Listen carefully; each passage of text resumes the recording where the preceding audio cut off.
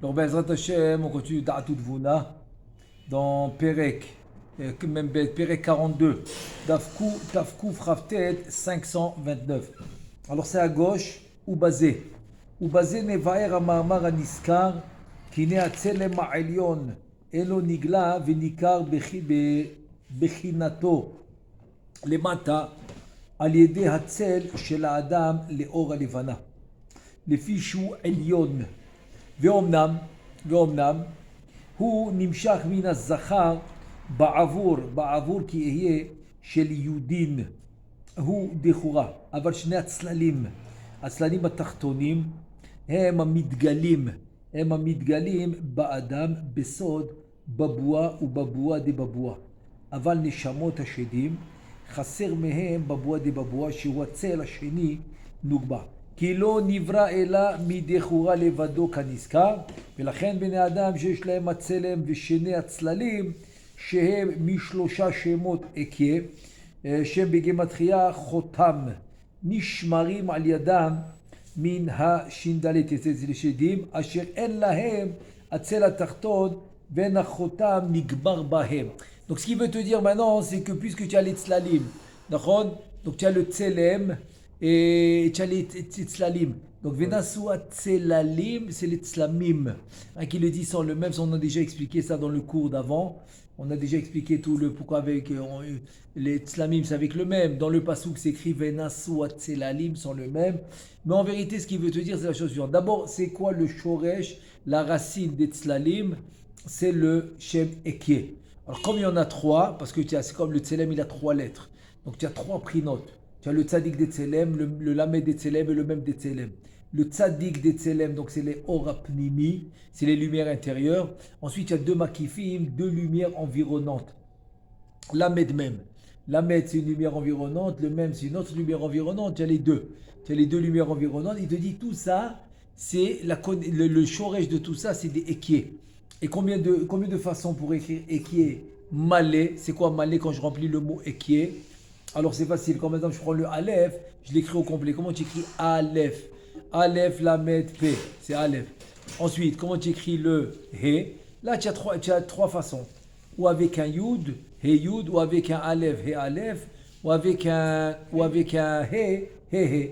Et le yud qui vient juste après, c'est le pas. Comme le lamed, le yud, il ne va pas changer. Yud vav dalet. Et le dernier he, ça va être comme le premier he. Donc trois manières. Il te dit les trois façons d'écrire he, c'est le shoresh des tzlalim qui est dans ima. Donc finalement, tout ça pour te dire que celui qui a la neshama, qui a le tselem, il va être protégé par là-haut.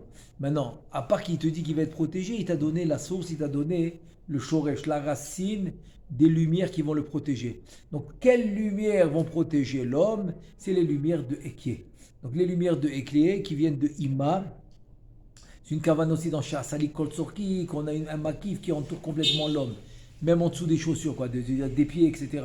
Qui l'entoure complètement. Donc, c'est un tselem. C'est un makif qui va l'entourer complètement pour protéger l'homme. Donc, ces lumières de Eké, c'est eux qui vont protéger l'homme. Et donc il te dit par exemple les Shindaletim, les Shindalet, ils n'ont pas ce tselem, ils n'ont pas cette neshama. Donc eux par contre ils ne vont pas se faire protéger. Alors là on continue. Gam bazé tavin lama nikrem belashon Shindalet. Shindalet c'est les Shedim. Ve'ata'amhu ki en bahem rak hatselem ve'atsel ha'elyon shehem dechurim kaniska. Vem ekie de Yudin ve'ekie de Alvin. Shem kassa ve'kamag ve'shnem gematria shed. Donc eux, ils n'ont pas la lumière qui va descendre jusqu'en bas pour les protéger. Donc ils sont seulement selon les lumières, comme on a dit maintenant, les deux équiers, qui c'est équier des Yudin, équier des Alfin, qui vont venir, c'est de là-bas leur source, leur racine. Donc finalement, en fait, il est en train de te dire, pour se faire protéger dans le monde, il faut comme un kaviachol, quelque chose qui va te connecter, qui va t'unir, que tu auras la connexion avec les lumières d'en haut. Donc ça, la neshama, le tselem de l'homme, qui est le juif, il l'aura. Le goy l'a pas. Et évidemment, les shedim, ils ne l'ont pas. Maintenant, pourquoi il s'appelle Shindalet? Les shedim sont pluriels, mais au singulier, c'est Shindalet. Pourquoi il s'appelle Shindalet? Parce que c'est exactement sa racine dans le Eké de Yudin, qui est 461. Ensuite, le Eki de Alfin qui est Kamag 143, 161 et 143, ça fait exactement la Gematria de Shin Dalet qui est 304. Donc 161 et 143, c'est exactement 304. Donc c'est leur Shoresh. Donc tu vois que aussi le Shoresh, il est dans le nom. Si par exemple, quelqu'un il s'appelle Eliaou, l'autre Yitzhak, l'autre Shimon, pourquoi? Parce que les lettres, c'est l'essence et c'est la racine de l'homme. C'est la racine de la personne, c'est le nom de la Neshama. Et donc les lettres, ça va être la Rouchaniut, ça va être la spiritualité de cette Neshama qu'on va connaître à travers les lettres. Et comme ici, tout le mot Shindalet, c'est exactement le nombre de lumières de sa source et de sa racine. Gambazé tavin inyan ashedim shelo nivra lahem goufim. Maintenant, tu vas comprendre que les shedim, ils n'ont pas de gouffre. Ils ne sont pas comme des corps humains. Ils sont spirituels. Ils ne sont pas des corps humains. Et donc, c'est pour ça qu'ils sont qu'avec les gematria des Shemot à Kodesh. Donc, eux, ils n'ont pas de corps humain. Kemo Shamou Chazal, où on a vu ça? Eh ben, on a vu ça dans la Masechet Avot. La Mishnah de Avot dans le chapitre 5, dans la Mishnah 6. Rabbi Ovadia Barthénoura, c'est le commentateur là-bas de la Mishnah. Et la raison, c'est la suivante. Ve'ata'amu ki shalosh bechinot atzelem ve'atzlalim hem lemata mi madregat hanefesh ulma'ala mi madregat haguf. Ça veut dire que les trois aspects du tselem et les tzlamim, ils sont en dessous du niveau du nefesh, mais au-dessus du niveau du corps. C'est-à-dire ce qui rentre dans le corps, c'est le nefesh. Donc eux, ils vont être en dessous du niveau du nefesh, puisque le nefesh, il est un plus haut niveau. Mais par contre, ils vont être au-dessus du niveau du corps. Vekevan shelo nivra lahem tsel hashlishi. Et comme les Shindalet, ils n'ont pas le troisième tsel, Shehu Asamour, les Ma'ala Minagouf, qui est presque collé au corps, et dans le tselem, ça va être le lamed et tselem. Le lamed et tselem, c'est le lumière environnante qui va être carrément, pratiquement en train de toucher le corps. Ça, c'est le premier makiv, la première lumière environnante, qui est sur le corps, qui le touche. En baem koach la'asod baem bechinat haguf. Donc, c'est-à-dire que le Shindalet, il n'a pas cette lumière qui va lui permettre d'avoir le corps. Donc, lui, c'est quoi le niveau du Shindalet? C'est entre le corps et le Nefesh. C'est entre les deux. C'est ce qu'il a. C'est tout ce qu'il a. Il n'a pas de corps, évidemment. Il n'a pas de Nefesh parce qu'il n'a pas de Tselem Elohim. Il n'a pas de Neshama. Mais par contre, il a juste au milieu des deux. Entre les deux, voilà.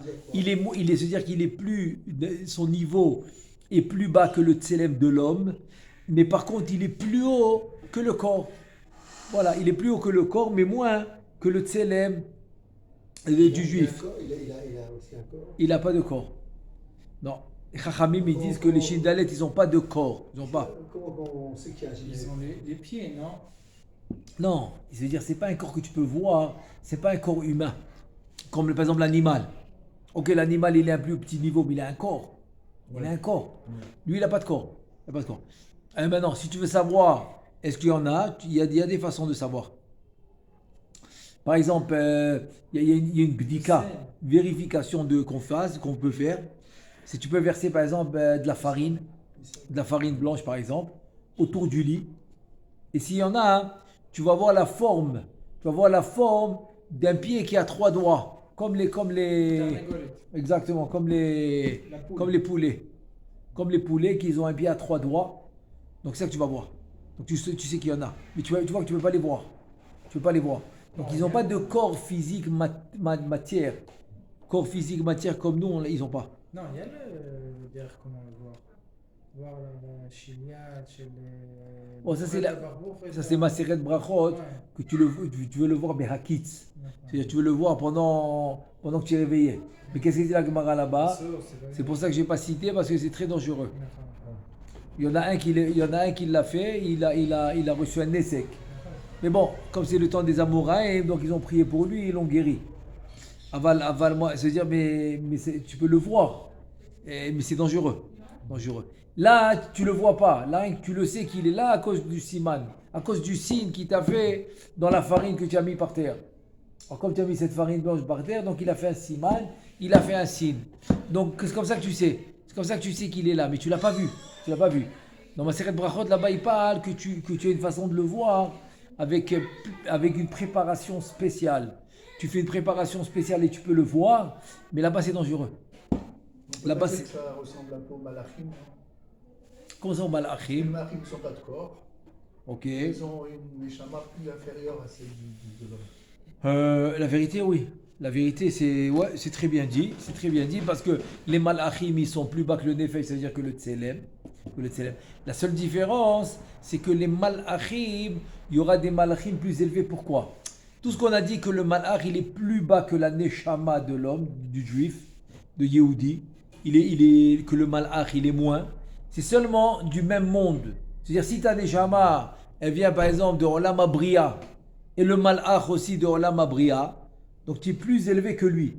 Mais imagine-toi que quelqu'un, sa neshama, elle vient de Olam Yetzira. Mais le malach, il vient de Olam Abria. Donc c'est sûr que le malach est plus fort. Quand c'est deux mondes différents, on va d'après le monde. Ok, ou la même chose si la neshama d'un homme, elle est de Yetzira. Ok, donc c'est ce que je viens de dire. Par exemple, ouais, c'est ça. Et que lui, il est de Bria. Donc, mais dans le même monde, ah oui, tu as raison. Donc c'est la neshama qui est plus grande. Velo od ela ke'ikar aguf notzar bekoach zehatzel ha'acharon akarov elav. C'est-à-dire que le corps, il va être construit, il va être conçu avec cette lumière qui est collée au corps. Alors Rabbi Yehuda Ftaya, il dit que c'est un makif, c'est une lumière environnante qui est rentrée mais qui est ressortie. Donc quand elle est ressortie, elle va se mettre autour du corps. Il dit c'est cette lumière qui donne naissance au corps, qui va aider à faire grandir le corps, etc. Donc c'est une lumière qui quitte jamais le corps. C'est pour ça que le corps, automatiquement, il a une protection. Grâce à cette lumière. Maintenant, puisque eux, ils n'ont pas cette lumière, donc ils ne peuvent pas avoir de corps. C'est ça qu'il te dit. Velorod, je reprends dans les mots. Velorod est là, ke'ikar aguf notzar, mikor ze atzel ha'acharon ha'karov elav, ou bifrad ki u bechinat nugba kaniskar. Et en plus, cette lumière, elle est prinat nugba, alors que eux, ils sont avec zachar, ils sont sans nugba. והגוף נעשה בבחינת הנקבה כנזכר לאל, וכיוון שחסר מהם, לא נעשה להם גוף כמו הגופות של בני אדם. Alors puisque eux, il leur manque cette lumière, donc ils n'ont pas reçu de corps, ils n'ont pas de corps comme les hommes. אבל כבר אמרנו למעלה שיש להם גוף, רק נברא להם מכוח השפחה החיצונה, אבל אין זו נקרא גוף ממש כגופות בני אדם. Maintenant, si tu me dis, mais comment c'est possible? Il n'a pas de clé du tout, il n'a pas de corps, alors comment il peut venir? Comment il peut être dans ce monde? Il ne peut pas être dans ce monde s'il n'a rien du tout. Tu te dis, tu as raison, il a un genre de corps qui est fait de Shifra Chitzona. Donc Shifra, c'est quoi? C'est haut, c'est dans Asiya. Donc c'est un niveau très bas, dans Asiya. Eh bien, ce n'est pas un vrai corps comme les corps de l'homme. C'est ça l'idée. C'est pas un vrai, mais c'est quand même un cli. Pourquoi? Parce que tu ne peux pas avoir une lumière qui descend d'en haut sans cli, sans récipient. Tu ne peux pas te dire. Et là, on a vu que quoi? C'est quoi la lumière qui descend pour lui? On a dit. Alors, on a dit que c'était 304. C'est quoi 304? Kassakamag. 161 et 143. 161, c'est Kassa. C'est le équier. Le équier rempli de Yudin. Ensuite, le Kamag, c'est 143, c'est le équier rempli de Alfin. Donc 143, 161, ça fait Shindalet. Il te dit en fait, c'est ça les lumières qui descendent. Donc comment tu vas avoir des lumières qui descendent si tu n'as rien pour les recevoir? Tu es obligé. Tu te dis, tu as raison, il a une sorte de corps. Mais ce corps qu'il a, c'est pas du tout comme le corps de l'homme. Au basé Yuvan Inyan Istalkut. של הצלם בליל הושענא רבה, כי הנה הצל התחתון הנקרא בבואה דבבואה. Maintenant on va comprendre le tsel, on va comprendre le tselem, qui va quitter l'homme à Hoshana Rabba. Comme on a dit, on a raconté qu'il y en a un qui l'a fait parce qu'il y a une vérification à faire. Tu dois te mettre dans la lumière de la lune. Pas une lumière de dehors électrique, pas du tout. Tu dois te mettre sous la lumière de la lune. Netto, c'est-à-dire sans autre lumière, pas de projecteur, pas de panace, pas de lumière de la rue, rien du tout. D'habitude, ils font ces trucs-là dans une forêt. Bon, à l'époque, ils n'avaient pas besoin de forêt puisqu'il n'y avait pas de lumière dehors. Ils n'avaient pas comment on dit ça, l'électricité. Donc eux, ils pouvaient faire ça n'importe où presque. Mais aujourd'hui, il faut faire ça dans une forêt où il n'y a pas d'électricité. Il n'y a pas de lampadaire, il n'y a rien. Et là, il pourra faire le test. Et donc ce test, il se fait pour voir si est-ce que le tselem a quitté le corps, pas le tselem, chas v'shalom, sinon il va mourir, mais le tsel, 30 jours le soir, il dit. Il quitte 30 jours avant, pour voir s'il a déjà quitté ou pas. Et donc il te dit que quoi? Que le fait que le tsel a quitté, נכון? הסתלקו של הצלם בלשון הרבה, כי הנה הצל התחתון הנקרא בבוע דבבוע. Parce que le tsel, on a dit à Tartot Baboua des Baboua, c'est avec ça qu'on fait le corps, que lui il n'a pas. הוא לבדו המסתלק ממנו. כנראה בראש העין למי שניסה לדבר.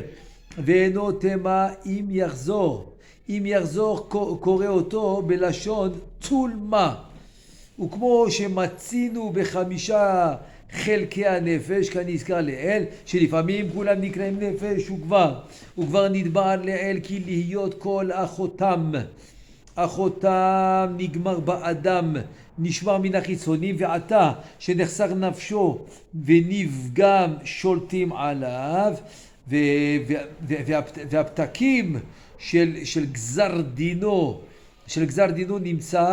נמצא בידם בליל זה אשר בו נעשה החותם העליון ובו נידון העולם וכל מי שנתחייב בדין נסתלק ממנו החותם נשמתו ונפגם ונמסר ביד החיצונים בר מינן. Donc encore une fois, tout va dépendre de la lumière qu'il a accumulée, etc. Donc c'est exactement ça. On avait expliqué tout ça déjà oralement. Donc maintenant, là, c'est pour ça que j'avance dans le texte. Mais le tsel qui quitte Ouais. c'est tout le monde qui a ça? Le tsel qui le quitte? Non, chas v'shalom, ça c'est rien qu'un siman qu'il doit partir bientôt. Chas v'shalom, pas tout le monde. Avec celui qui doit partir bientôt, donc ce siman il existe, ça qu'il te dit. Omer ve'en tzorer shi'istalek kol ha'chotam כי כיוון שנסתלק הצל התחתון ונקרא בבוע דבבוע אשר הוא המיותר או מיותר באדם כי מן השדים כנזכר כי הוא המיותר באדם מן השדים כנזכר אז נמסר בידם. Donc quel צלם va quitter l'homme? C'est celui qui est en plus chez lui qui a pas chez qu'il n'y a pas on a dit qu'il n'y a pas les shindalet l'ont pas, que les Shédim l'ont pas. Donc celui-là, ce Tselem-là, que l'homme il l'a en plus, qui n'est pas chez les Shindalet, c'est celui-là qui va s'en aller. Donc c'est 30 jours le Zohar, il dit 30 jours. Exactement. Zohar Kadosh, Meforash, mais Kama Mekomot, plusieurs endroits, il dit 30 jours avant le Tselem, il s'en va. Et tu vois ça dans l'histoire de Rabbi Yitzhak, c'est l'élève de Rabbi Shimon Bar Yochai. Il dit Meforash, c'est ouais. C'est comme ça qu'il a su. Comme c'est comment il a su. Il est en train de prier à la synagogue, il voit qu'il n'a pas de Tselem. Il n'a pas de Tselem. Bon, ok. Et alors il va maintenant chez son ami. Enfin, je ne me trompe pas, c'est Rabbi Yehuda. En tout cas, un des élèves de Rabbi Shimon. Lui aussi, c'est un élève. Rabbi Yehuda, il va chez Rabbi Yehuda. Il dit, écoute, j'ai une faveur à te demander, etc. Et il commence à lui dire, écoute, j'ai un fils, tu dois t'occuper de lui. Talmud Torah, Yeshiva, et ta. Et tu regardes, il me dit, mais attends, mais qu'est-ce que tu as? Attends, est-ce que tout va bien? Tu as de la fièvre, qu'est-ce qu'il y a? Il n'a pas compris. Rabbi Yehuda, il n'a pas compris ce qu'il voulait. S'il est en train de lui dire, tu vas t'occuper, Kilo. Attends, mais il était jeune, il n'était pas vieux. Alors il lui dit, écoute, j'ai vu le Tselem qui est parti. J'ai vu, il n'y a pas de Tselem. Donc j'ai compris que c'est bientôt. Il dit, mais attends, mais tu as oublié qu'on est arabe. Rabbi Shimon Bar Yochai. Attends, tu te rappelles, oui, c'est notre Rav. Mais bien sûr, avec lui. Ils étudient avec lui. Rabbi Yitzhak, il dit, bien sûr. Il dit, attends, mais avant de me dire quoi faire, parce que Chas Shalom, tu dois partir, et puis on va consulter notre Rav, Rabbi Shimon Bar Yochai. Ok. Ils arrivent là-bas, tout ça, il nous raconte le Hidrazuta. Ils arrivent là-bas, et voilà que Rabbi Shimon, la'e be'oraita, comme ça, il dit, il étudie la Torah, et il a levé ses yeux, il voit Rabbi Yitzhak, il voit le Malach HaMavet sur Rabbi Yitzhak, il voit Rabbi Yehuda, et il y a son fils à côté, Rabbi Elazar. Tout de suite, il a vu. Bon, les autres, ils l'ont pas vu. Sinon, il n'aurait pas dit à Rabbi Yitzhak, qu'est-ce que tu as? Il aurait vu le... Tout de suite, il a compris, il a vu le Malach HaMavet.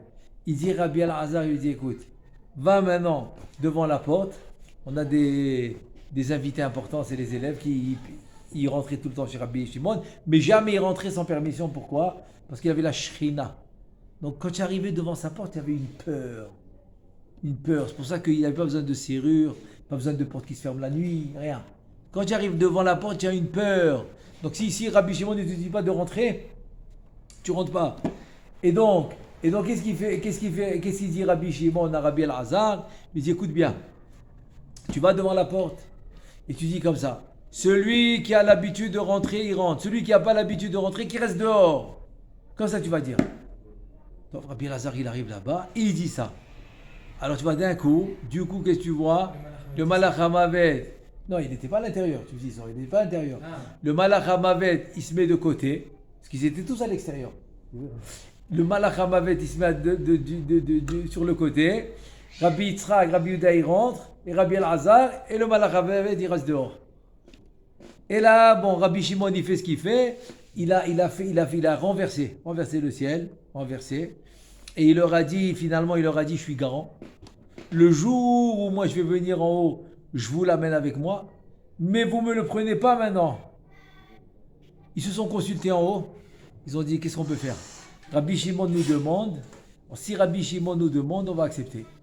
Ils ont accepté. Il l'a gardé avec lui encore 20 ans. C'est pour ça que dans Hydra Zouta, c'est raconté, dès qu'il a fini les chidushim, de Hydra Zouta, il se retourne vers Rabbi Yitzhak et lui dit, allez, maintenant il faut y aller. Alors, je t'ai gardé le maximum. Donc j'ai pu te garder 20 ans, mais entre-temps, son fils il a grandi, Talmid Chacham, il a pu le marier, il a eu des petits-enfants. Entre-temps, il a eu beaucoup de... Et le Tzel, il est revenu? Bien sûr qu'il est revenu. Ben, obligé. Il quitte parce qu'il doit quitter ce monde, 30 jours avant, mais bien sûr qu'il est revenu. Et donc il lui dit, voilà, j'ai fait le maximum, tu es resté 20 ans de plus, maintenant, allez, il faut qu'on y va. Et dès qu'il a fini Drazuta, donc il a repris, donc les deux, ils sont niftar le même jour. Parce qu'il était garant, Rabbi Shimon était garant sur Rabbi Yitzhak. Donc c'est pour cela que si tu as fait attention, quand tu rentres à Méron, dans la Me'ara, dans la grotte de Rabbi Shimon Bar Yochai, il a enterré Rabbi Shimon avec Rabbi Elazar. Si tu fais attention, c'est à peu près en face de la porte. Là, il y a comme un mikvé, à peu près en face de la porte du mikvé. Tu as là-bas le tombeau de Rabbi Yitzhak. Non, là, ils ont construit entre-temps et tout ça. Mais enlève toute la construction qu'ils ont fait. Il est exactement à l'extérieur de la grotte. À l'extérieur de la grotte, parce que la grotte, personne n'avait le droit. Même le petit-fils de Rabbi Shimon Bar Yochai, il s'appelait, si je ne me trompe pas, Rabbi Yosef ben Rabbi Elazar. Lui aussi, quand il est niftar, il voulait se faire enterrer là-bas. Quand ils sont venus pour l'enterrer, le serpent il sort, comme d'habitude, il laisse rentrer personne. Le seul qu'il a laissé rentrer, c'est Rabbi Elazar. Rabbi Elazar, il a pu rentrer, pourquoi? Alors il dit, mais attends, ils ont dit, mais c'est le petit-fils de Rabbi Shimon. Pourquoi il ne peut pas rentrer? La Bat-Kol, elle descend, qu'est-ce qu'elle dit? Là, eux, les deux, Rabbi Shimon, Rabbi Elazar, ils ont eu Tsa'ar Me'ara. Tu comprends? Ils avaient le Tsa'ar de la Me'ara, ils sont restés 13 ans dans la grotte, etc. Mais lui, le petit-fils, il n'a pas eu ça. Il ne peut pas être enterré ici. Même le petit-fils. Donc si tu fais attention, tu vois tout de suite, tu as Rabbi Yitzhak. Rabbi Yitzhak, celui-là qui est parti le même jour que sur le côté. Après tu rentres dans la grotte, tu as Rabbi Shimon et Rabbi Elazar. Ve'od, ki en guf notzer אלא מאמצעותו. לשתי סיבות הנזכרות לעיל. כן גוף נוצר, pardon. Maintenant on va parler de la conception du corps. Comment la conception du corps elle va se faire. C'est ce qu'on va voir tout de suite. Et donc comme on a expliqué, donc c'est quelle lumière qui va s'en aller, 30 jours avant, c'est laquelle? Et bon, on a dit c'est exactement la lumière en plus. Meyuta, la lumière en plus que l'homme il a, que le Shin Dalet il n'a pas. C'est ça là qui s'en va. On continue. Maintenant, comment il est conçu le corps? Il va donner maintenant 2 raisons pourquoi il est conçu comme il est conçu. Im liyoto tsel nugba que le corps a été fait par le tzel de la Nukba, de la Nekeva. C'est pour ça qu'il doit être 9 mois dans le ventre de sa mère, parce qu'il doit venir d'une Neshama qui vient de la Nekeva. Ça veut dire que les femmes, ils viennent du Partouf HaChamishi, qui est le Partouf HaMalchut Knesset Israël. La Malchut, donc c'est le Partouf HaChamishi. Donc toutes les Neshamot des femmes, elles viennent de là-bas. Et comme l'homme, ce corps, il est fait par le Tzel Nugba, donc le Tzel, qu'on a dit les Tzlalim, le Tzel de la Nekeva, donc il faut qu'il soit 9 mois dans le ventre de sa mère, parce que sa mère, c'est une Neshama de Nekeva. C'est une Neshama du 5e Partsouf, qui est le Partsouf de Malchut. Alors, parce que comment il va être conçu? Puisqu'il a besoin du Tzel de Nekeva, donc il doit être conçu par une Nekeva. C'est pour ça qu'il n'est pas dans le ventre de son père, il est dans le ventre de sa mère. T'expliques pour... Hein? 9 mois. Ah, 9 mois, c'est une autre histoire. Non, parce que 9 mois, tu as le Ibour. Le Ibour. Je te pose une question. Combien de Sphirot Za il a? À lui, c'est-à-dire en fait les vrais Sphirot. 6. Il a fait 6, c'est quoi? C'est la Katnout. Il a fait. C'est jusqu'à Vak. C'est-à-dire Ibour Veimika, c'est 6, c'est la Katnout. Mais le Etzraïm dans Sha'ar Kavzaïn, te dis, Za, il est construit, il est reconstruit de 9 sphirotes. 9.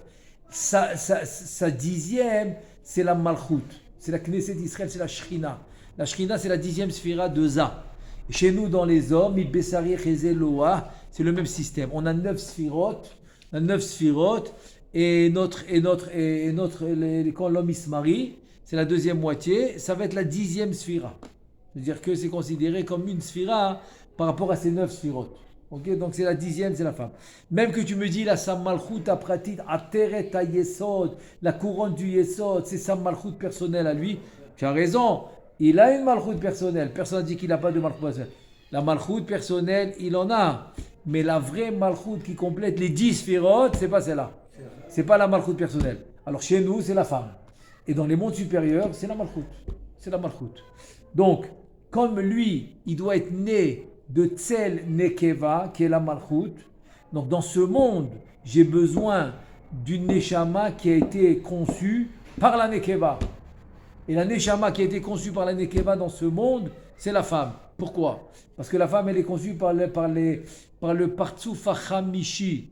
Partsouf HaChamishi, c'est le Partsouf de Malchut. Nous, on est conçus de Partsouf HaRevi'i, c'est Ça.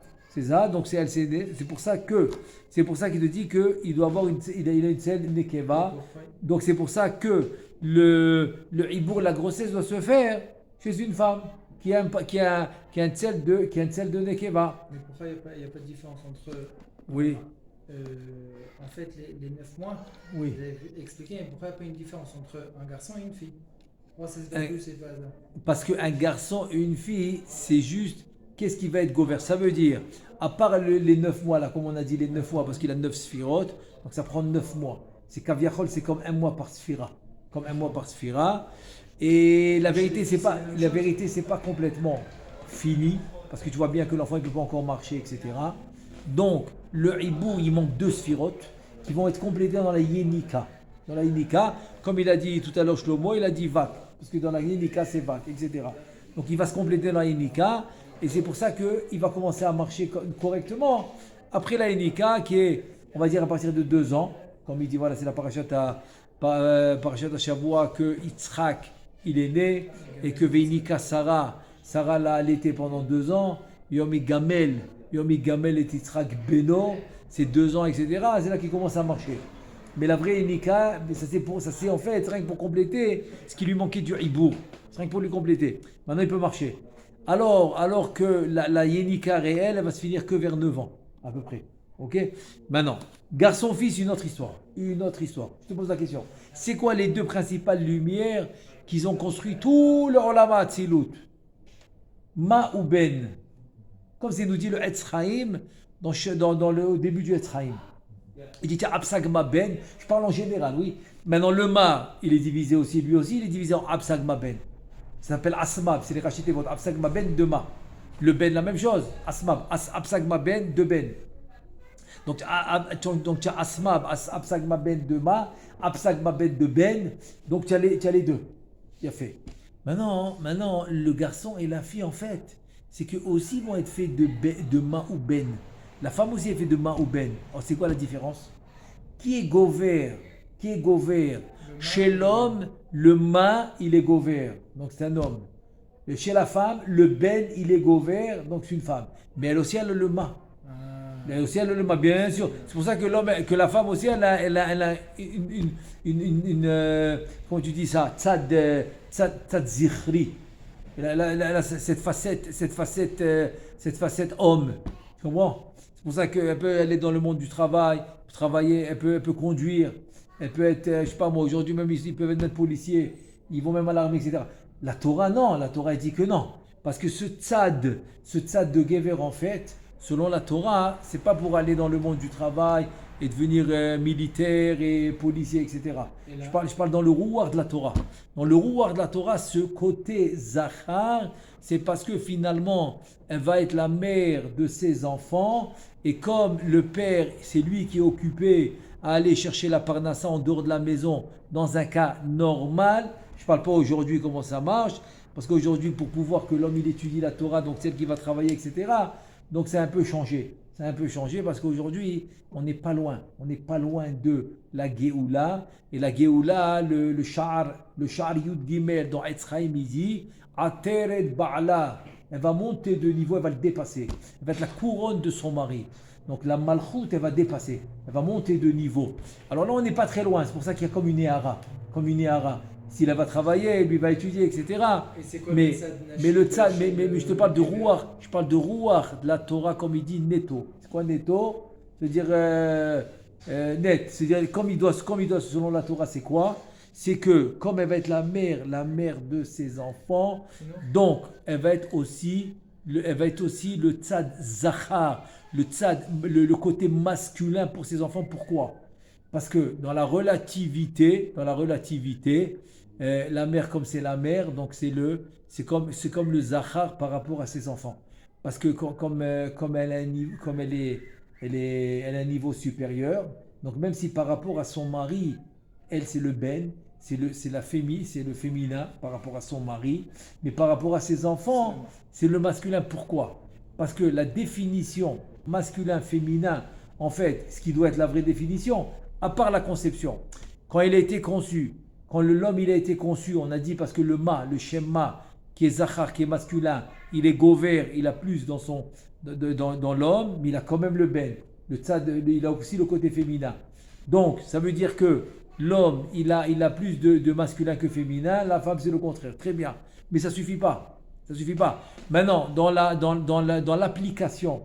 l'application de ça, c'est quoi? Comment on applique? Comment tu peux voir si un homme c'est un vrai Zachar ou une femme c'est une vraie Nekeva? Donc la réponse est la suivante. C'est que l'homme étant Zachar, donc il est Mashpia. Mashpia, c'est quelqu'un qui donne, c'est quelqu'un qui cherche à donner, c'est quelqu'un qui cherche à remplir une mission. Quelqu'un c'est pas quelqu'un qui cherche à prendre. Ah, qu'est-ce que je peux prendre de celui-là? Ah, qu'est-ce que je peux prendre? Je peux prendre. Comme la Gemara dit, kicha misdefron, kicha. Tu comprends? Le fait de recevoir, c'est le côté féminin. Donc la femme, vis-à-vis de son mari, c'est le féminin, elle reçoit. L'homme, c'est lui qui doit se casser la tête pour la parnassa, etc. Elle reçoit tout. Maintenant, dès qu'elle a reçu de son mari, parce qu'on a dit relativité, par rapport à son mari, c'est elle qui reçoit. Maintenant, dès qu'elle a reçu de son mari ce qu'il faut, vis-à-vis de ses enfants, c'est quoi? Elle donne. Donc, relativement parlant, vis-à-vis de ses enfants, c'est le Chazako Baruch. Attends, vis-à-vis de ses enfants, c'est elle qui donne, donc c'est elle, Kaviachol, le masculin. Le masculin, elle les a enfantés. Donc les enfants, Kaviachol, c'est le féminin. Et elle, c'est le masculin par rapport à ses enfants. Et donc c'est le ma. C'est le ma qu'elle a en elle. Donc par rapport à ses enfants, c'est elle qui donne, c'est elle qui est mashpia. Dans la fonction, dans la réalisation des shémot. Parce que les shémot, c'est bien beau. Tu t'appelles un tel, tu as les shémot. Chazak Baro. Comme elle me dit, moi, le fils d'un tel, paf, lignée kadosh, benan shel kedoshim. Le fils des kedoshim. Chazak Baro.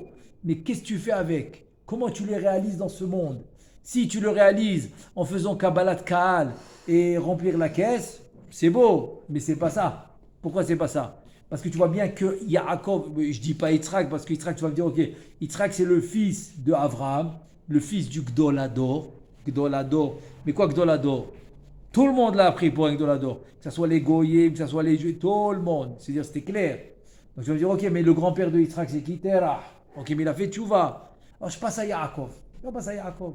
Yaakov, qui il est? Le fils de Yitzhak. Le petit-fils d'Abraham. Attends, il a besoin d'un Yéhous plus que ça? Attends, et pourtant, il est devenu Tiferet. Non pas Chesed comme Abraham, non pas Yitzhak, non pas Gvura comme Yitzhak, Tiferet. Ça veut dire quoi? Tu dis le Zohar Kadosh, parce qu'il a travaillé. Il a travaillé, il s'est réalisé. Il s'est réalisé pour la raison pour laquelle il est venu dans ce monde.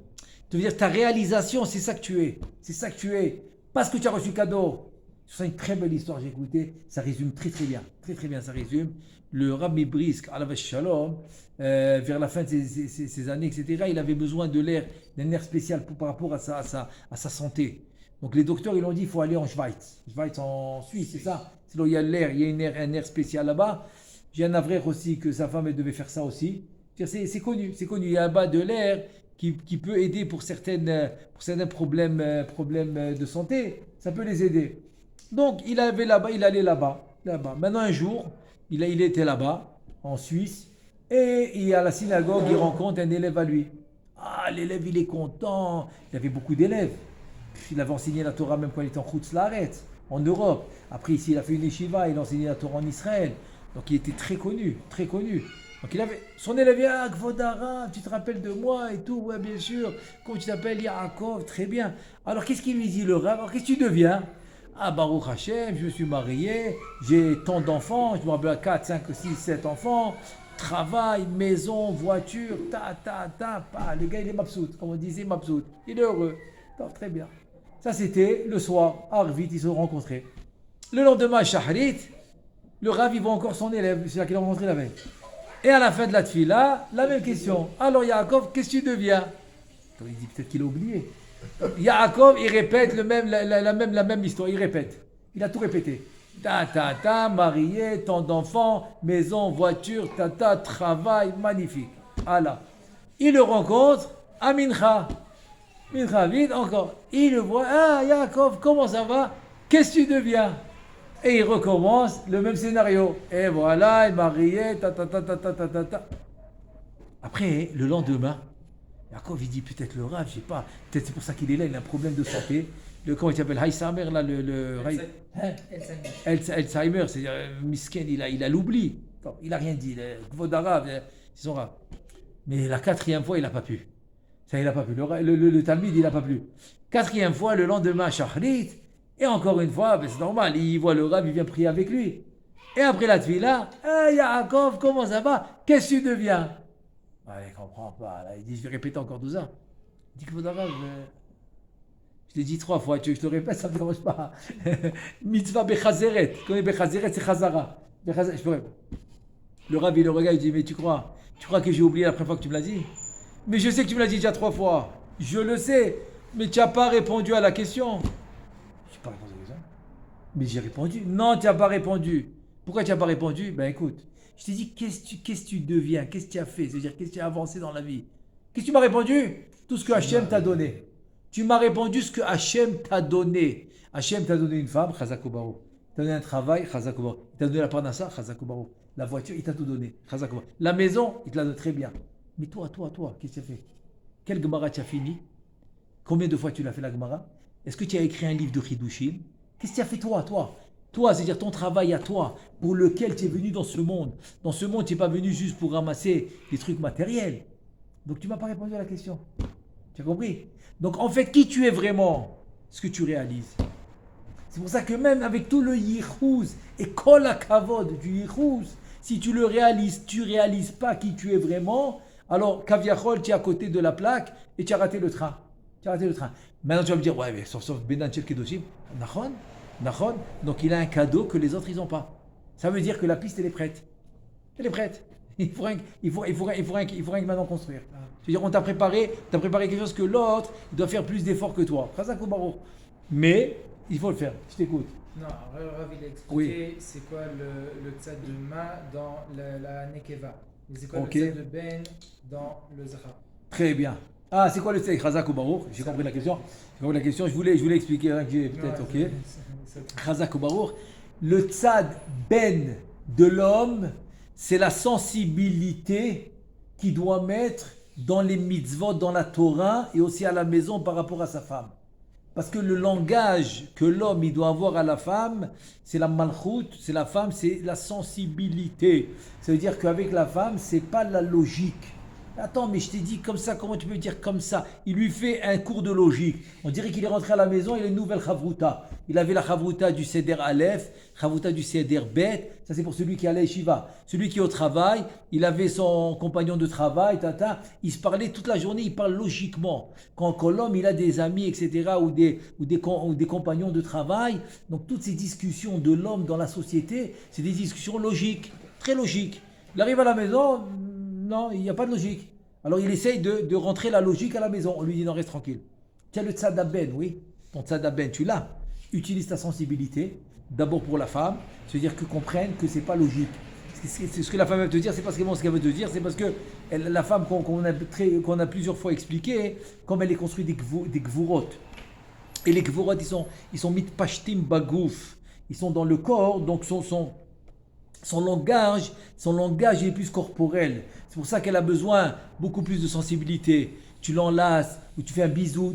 Ça, pour elle, tu lui as tout donné. Elle a tout donné. Ça la calme. Pourquoi? Parce que c'est ça son langage, c'est la sensibilité. Tu lui offres un cadeau. Ah, il pense à moi. Tu comprends? Tu donnes des simanim, des signes que tu penses à elle. Donc ça, c'est cette sensibilité. Ça, c'est premièrement. Deuxièmement, cette sensibilité, tu dois la mettre dans la avodat Hashem pour être sensible à Ben Adam la Chavero. Ah, attention, peut-être là je vais lui faire mal. Ah, peut-être là je vais le vexer. Comme il va dire, mais qu'est-ce que je lui ai dit? Il l'a massacré avec les mots, il l'a descendu, il lui a dit des trucs qui vexent. Ah, qu'est-ce que j'ai fait? Alors cette sensibilité, tu dois la garder. Maintenant, tu arrives maintenant au magasin pour acheter un talit. Donc, si tu vas avec la logique 100%, donc quel talit tu vas prendre? N'importe lequel. Attends, il est cachère? Ça va, c'est un tissu? Il est cachère? Ok, il est cachère. Les fils, ils sont cachers, très bien. Donc qu'est-ce que tu fais? Tu l'achètes et c'est fini. Tu dis non, Zéli van Vehu. Attends, c'est la sensibilité, tu vas mettre dans les mitzvot. Il faut quelque chose de beau quand même. Si tu achètes un talit, les à mitzvah. Et rien que pour avoir une idée, je me rappelle maintenant une histoire incroyable. Le Chazon Ish, alav shalom, il étudiait. Comme Shabbat, il y a les nappes blanches sur la table. Il étudiait avec sa chavruta Shabbat. Et voilà que la table d'à côté, les fenêtres étaient ouvertes. Il n'y avait personne assis, il n'y avait pas de lit qui tenait la table, et la nappe.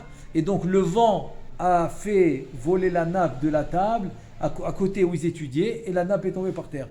Maintenant, la chavruta du Chazon Ish, j'attends. Je suis en plein chavruta avec le Gdol Ado, je ne vais pas me lever ramasser la nappe, ça va, ça peut attendre. Tout à l'heure, il y aura Mincha, on va la ramasser.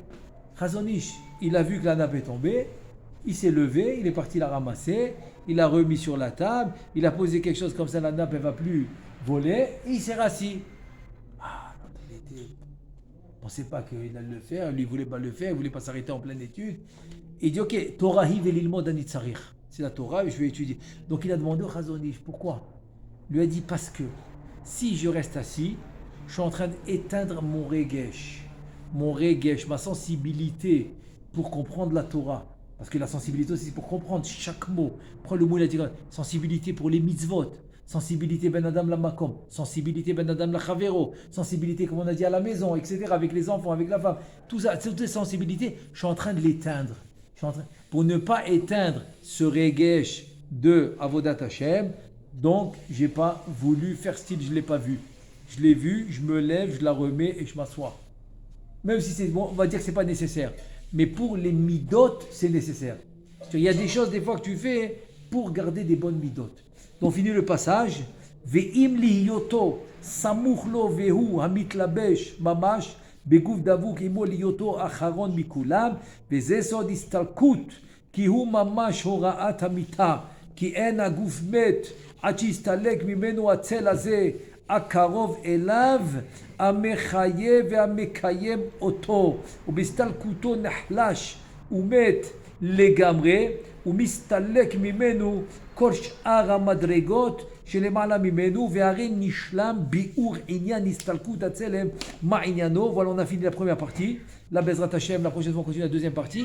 En fait, il veut te dire que c'est ça la différence entre l'homme, le Adam qui a la Neshama et le Shin Dalet. Le Shin Dalet, il a pas ça. C'est pour ça que le Shin Dalet n'a pas de corps. Son corps, c'est pas un corps comme l'homme. Donc finalement, il te dit quand le Tselem, que grâce à lui il y a le corps, donc ce Tselem, que le Zohar HaKadosh il dit qu'il commence à quitter 30 jours avant, c'est ce Tselem quand il va finir de quitter, c'est fini, il n'y a plus de corps. Donc le corps il peut plus vivre. Donc finalement c'est un Tselem, c'est pour ça qu'il y en a 3. Venaswa Tselalim on a dit. Tselem, il y a 3 mots, Tzadik, Lamed même. Donc c'est celui-là du milieu, c'est le Lamed. Le lamed qui est collé au corps, c'est celui-là du milieu. Dès qu'il va le quitter, donc il n'y aura plus de corps. Donc ça c'est le tselem. C'est le tselem en fait, c'est le tselem qui est en rapport direct avec le corps et ça qui le fait vivre. Quel rapport Et avec voilà. Hoshana Rabbah? Pardon? Quel rapport avec Hoshana Rabbah? Parce que Hoshana Rabbah c'est le deuxième chotam qui va décider, c'est les ptakim, qui va décider finalement le jugement. C'est-à-dire le jugement a été écrit, c'est comme le truc, maintenant il va être signé à Hoshana Rabbah, c'est le deuxième chotam. Chotam betoch chotam. Chotam betor chotam. Donc c'est là-bas vraiment où ça va décider. Donc si chas v'shalom, on a décidé ce qu'on a décidé, donc le tselem commence à partir. Donc c'est pour ça que ça arrive à Hoshana Rabbah. Et bon, pour finir avec le pasouk, le pasouk là que tu m'as dit qu'on veut. Ah, Voilà. voilà, attends une seconde. Parce que je voulais te raconter d'abord une histoire. Ah, ok. Alors, Bezat Une Hashem, histoire on courte, continue. importante par rapport à ce que tu as raconté. Ok, alors, attends une seconde. Baruch Adonai le'olam. Amen ve'amen. ושמרתם את הדבר Oh, הזה לחוק לך ולבניך עד עולם. ושמרתם את הדבר הזה לחוק לך ולבניך עד עולם. C'est ça le